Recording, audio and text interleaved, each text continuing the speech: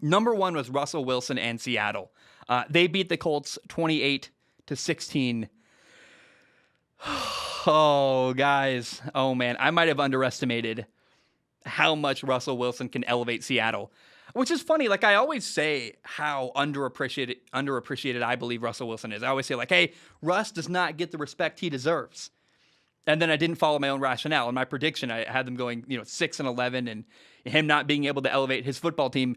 Like, he's a Hall of Fame quarterback. What we saw week one against Indianapolis was him elevating his football team. I have this ingrained image in my head of him launching that deep touchdown pass to Tyler Lockett and going, yeah, like he was so happy and he rallied his troops. And gosh, man, I don't know. I think my Seattle Seahawks 2021 NFL season prediction might end up being one of my legendarily wrong moments, akin to the pre-draft video and take on Justin Herbert. Like, it might be one of those moments that lives in infamy and people always give me crap for, and that's fine. You win some, you lose some. If you make as much content as I do, you're going to strike out sometimes. And I think I'm starting to, I'm not going to give in yet. I won't fully admit I was wrong until week 8 or 9. I want to get all the information. We'll see how things go, but I'm already sweating really, really hard on my prediction. I'm like, oh man. I mean, I did literally acknowledge during the topic. I'm like, I ended up on this conclusion. I know I'm alone on this island. I must be crazy. I tried to acknowledge that during the topic, and gosh, people have been so mean to me. Whatever, man. I made a prediction. It looks like I'm probably wrong. And I don't know. I had to acknowledge that. I really had fun watching Russell Wilson today. Now, I do think it's interesting. The Colts did not have their corner, Xavier Rhodes, their left tackle, didn't play.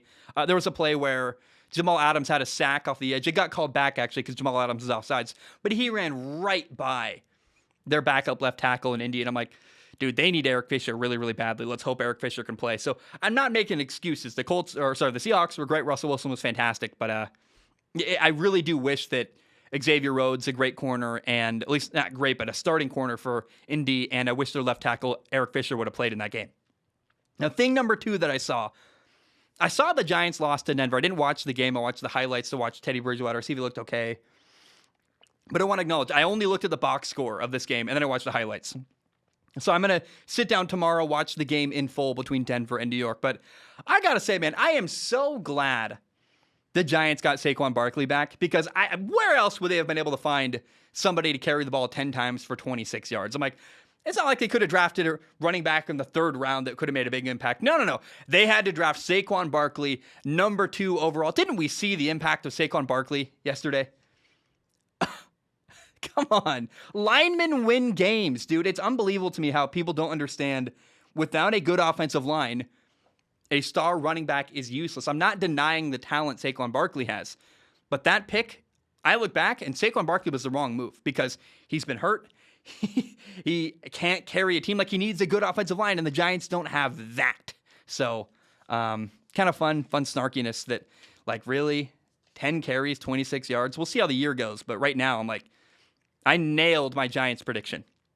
Now, number 3, Teddy Bridgewater. Haven't watched the game, watched the highlights to get a feel of how he played, but my friends say he played really well.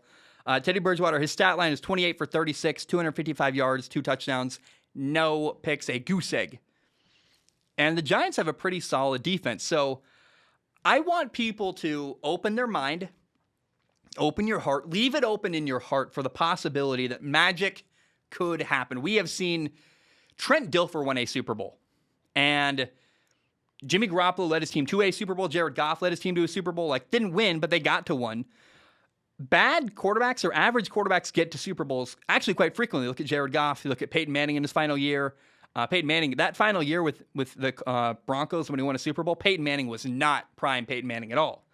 And Nick Foles won a Super Bowl with a great football team. Like, we see bad or average quarterbacks get to and sometimes even win Super Bowls. So the dream stays alive for Teddy Bridgewater, in my opinion. He could win a Super Bowl in Denver because the roster there, I just have so much respect for the way that football team is built. And I go, look, Teddy Bridgewater could pull it off. He could win a Super Bowl. Say I'm on drugs, say all the mean comments you want. I don't really care. Their roster is loaded. And Teddy, if he is good and consistent and plays the way he did, I saw a little bit of the tape. I haven't watched all of it. I watched a couple highlights. That's it. But I was like, that's a good throw. That's a good throw. Teddy looks in command. Like, I'll watch that game tomorrow. But I don't feel great. But it's definitely on the table that Teddy could have like a magical year and run the table and they could win a Super Bowl in Denver. Number 4, Matthew Stafford had a monster game on Sunday Night Football. So fun to watch. He is really going to elevate the LA Rams football team. The gap between Jared Goff and Matthew Stafford is unbelievable. And people, I think tonight was an example of people starting to realize that, oh, wow, all right. Matthew Stafford's fantastic. He was 20 for 26, 321 yards, 3 touchdowns, no interceptions. I think he's going to have a big game next week as well on the road at Indy. Indianapolis has a weakness at corner. So, man, people just do not realize how fantastic Matthew Stafford is. I have him making the Rams a Super Bowl contender. And I think we saw evidence of that week 1, Sunday Night Football against the Chicago Bears. He was fantastic. Now, notable story number 5. The Texans beat the Jaguars 37-21. Trevor Lawrence had 3 interceptions. It was an ugly game. I predicted Houston would win. And now, honestly, I'm kind of worried, actually. I over-dramatized it. I'm like, oh, this is their best chance. They might eke out a victory against Jacksonville. Well, they won convincingly. And now I'm like, well, they are a veteran team. And Tyrod Taylor's not awful. And, oh, what if the Houston Texans win, like, 5 games this year? And I end up like that. My prediction, 1-16, could be way off, actually, if they win, like, 4 or 5 games. And I actually don't think it's good for them. Like, I don't really understand what Houston's doing. I would love to sit down with the decision makers in Houston to try to pick their brains and understand what they're not tanking clearly because of the people they've brought in. And I heard one theory that maybe they're trying to build their, like someone commented on that video, I think they're trying to build their culture. That makes sense to me, but Houston's endlessly fascinating if you ask me. Now, the Jaguars confirmed all of my concerns. Trevor Lawrence, 3 interceptions. It was ugly. And there are 5 key games for the Jacksonville Jaguars. Houston week 1, which they lost. And then week 4 at Cincinnati, week 12 against Atlanta, who lost horribly to Philadelphia, week 15, Houston again, and then week 16 at the Jets. Those are 5 bad or rebuilding football teams that I think that's how I'm going to judge the Jaguar season. How do they play against other teams that are on their level, bad and rebuilding? So far, the Jags are 0-1 in their winnable games against bad football teams, and that was not a great start. So I think all of my concerns where I said, hey, Trevor Lawrence I'm worried about, and Urban Meyer, and everybody pushed back and was so angry and just throwing anger and vitriol at me all offseason. Anytime I dared to question Trevor Lawrence, I hope that was the first time that some of those people that were so mean to me were like, uh-oh, this may not be perfect. We might have the wrong coach. I think Trevor Lawrence is going to figure it out, and we'll give them time. I'm not going to condemn Jacksonville yet, but at the end of the year, it'll be fun. Like, how do they do in those 5 winnable games? We will find out down the road.